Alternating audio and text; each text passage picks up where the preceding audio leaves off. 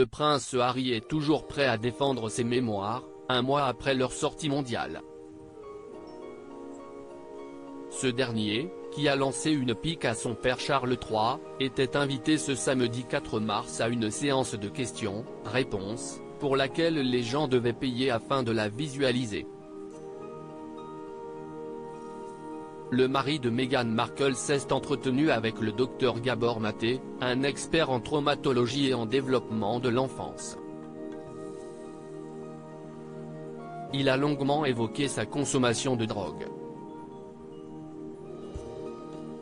Au sujet de la cocaïne, le prince a déclaré très honnêtement, « Cela ne m'a rien fait. C'était plus une chose sociale. Ça m'a donné un sentiment d'appartenance à coup sûr. Cela m'a aussi fait me sentir différent de ce que je ressentais, ce qui est en quelque sorte le but », a-t-il avoué. Contrairement à une autre drogue connue, qui lui aurait fait du bien, la marijuana est différente, cela m'a vraiment aidé, a-t-il expliqué. Prince Harry, ça m'a apporté une sensation de libération au cours de la séance. Harry, dont les enfants sont des victimes collatérales de son grand déballage, a confié avoir également consommé des psychédéliques, notamment l'ayahuasca.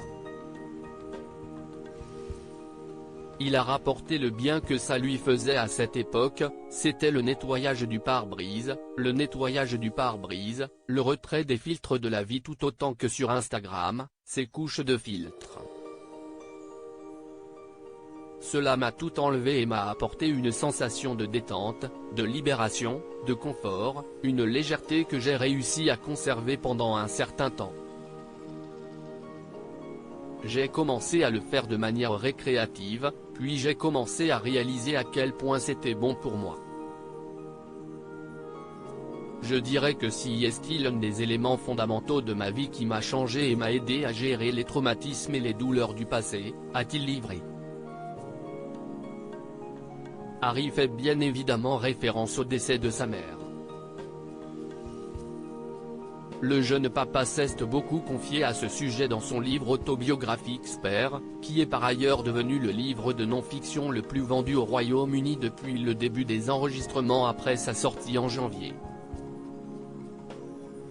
Le prince y a raconté ses nombreux conflits avec la famille royale, le comportement violent de William, qui a très mal réagi, lors d'une altercation entre frères, mais aussi la façon dont il a vécu le décès de sa mère.